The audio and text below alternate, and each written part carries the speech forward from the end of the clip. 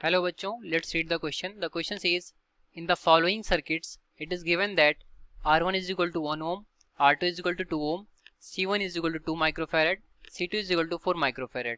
The time constants in microseconds for the circuits 1, 2, 3 are respectively. So question में बोला कि यहाँ पर तीन सर्किट्स गिवन है जिनके लिए हमें रेजिस्टेंसेस और कैपेसिटेंस की वैल्यूज गिवन है, तो हमें बताना कि जो टाइम कांस्टेंट होगा इन तीनों सर्किट के लिए क्या क्या होगा. सॉल्व करते हैं इस प्रॉब्लम को. पहले देखते हैं हम अपना की कॉन्सेप्ट. तो यहाँ पर लिखेंगे हम की कॉन्सेप्ट. तो एक आरसी सर्किट है, इसके लिए जो टाइम कांस्टेंट की वैल्यू होती है वो होती है हमारा tau is equal to RC. ठीक है, टाइम कांस्टेंट हमारा क्या होता है, इसको हम टाउ से रिप्रेजेंट करते हैं और ये होता है आरसी, इसकी यूनिट होती है सेकंड. ठीक है, आर हमारा कैपेसिटेंस, आर हमारा रेजिस्टेंस है, सी हमारा कैपेसिटेंस है. ठीक है, तो इस सर्किट में हमें इक्विवेलेंट रेजिस्टेंस और इक्विवेलेंट कैपेसिटेंस की वैल्यूज को निकालना पड़ेगा.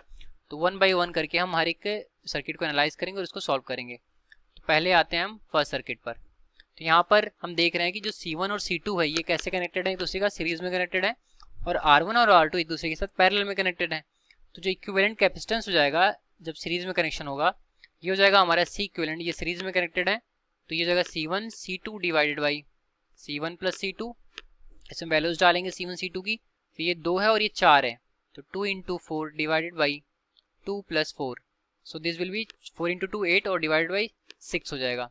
ठीक है, तो 8/6 मतलब 4/3 माइक्रोफैरड आ गया. ये हमारा कैपेसिटेंस आ गया. अब इस तरीके से हम इक्विवेलेंट रेजिस्टेंस निकालेंगे तो दोनों पैरेलल में कनेक्टेड है. तो यहाँ पर जब पैरेलल में कनेक्टेड होंगे, जो इक्विवेलेंट हमारा रेजिस्टेंस होगा that is R E Q ले लेते हैं. ये हो जाएगा हमारा R1 into R2 divided by R1 plus R2. ठीक है, R1 और R2 की वैल्यू कितनी है, 1 और 2 है, तो 1 इंटू 2 डिवाइडेड बाई 3, तो 2/3 और ये यूनिट होगी ओम. ये पहला केस हो गया. ठीक, तो इस केस में जो टाइम कांस्टेंट आ जाएगा दैट इज टाउ वन हम ले लें. Tau one is equal to R into C, तो R equivalent into C equivalent. So ये हो गया हमारा 2/3 इंटू 4/3. ठीक है, तो 4 इंटू 2 8 डिवाइडेड बाई 6 हो जाएगा. ये सॉरी 8/9, ये हो गया हमारा 8/9. और टाइम कांस्टेंट हमारा किस में होगा, ये माइक्रोफैरड में था, ये ओम में था, तो ये हो जाएगा माइक्रो सेकेंड में. ठीक है, पहले केस में आ गया. इसी तरीके से सेकंड केस में करेंगे तो फार्मूलेज हमारे सेम रहेंगे. तो इस केस में सी इक्विवेलेंट कितना आ जाएगा, डायरेक्टली हम लिखेंगे C1 C2 देख रहे हैं हम यहाँ पर कैसे हैं, ये एक दूसरे के साथ पैरेलल में कनेक्टेड है. तो जो इक्विवेलेंट होगा वो जस्ट इनका सिंपली एडिशन हो जाएगा C1 प्लस C2, तो मतलब 2 + 4 ये हो जाएगा हमारा 6 माइक्रोफैरड. और आर इक्विवेलेंट जो आएगा हमारा, ये देख रहे हैं हम यहाँ पर C2 लिखा हुआ है, एक्चुअल में R होना चाहिए. ठीक है, ये R2 है, तो R1 प्लस R2 हमारे सीरीज में है, तो आर इक्विवेलेंट हो जाएगा हमारा कितना 2 + 1, तो ये हो जाएगा 3 और ये ओम. तो इस केस में जो टाइम कांस्टेंट टाउ 2 आ जाएगा, ये जाएगा हमारा 6 इंटू 3, तो ये जाएगा हमारा 18. ठीक है, 18 माइक्रो सेकेंड्स. ठीक, सेकंड केस में आ गया. अब थर्ड केस में निकाल लेते हैं. तो थर्ड केस में एक बार फिगर को देखें तो यहाँ पर हमारा R1 R2 कैसे हैं, पैरेलल में है, और C1 C2 कैसे यहाँ पर दिखाई पड़ रहे हैं, ये दिखाई पड़ रहे हैं हमारे किस में, ये भी पैरेलल में दिखाई पड़ रहे हैं. तो R1 R2 हमारे पैरेलल में है, तो पहले हम C इक्विवेलेंट निकालेंगे. तो C इक्विवेलेंट हमारा कितना हो जाएगा 4 + 2 दैट इज 6. ठीक, ये हो जाएगा हमारा 6 माइक्रोफैरड.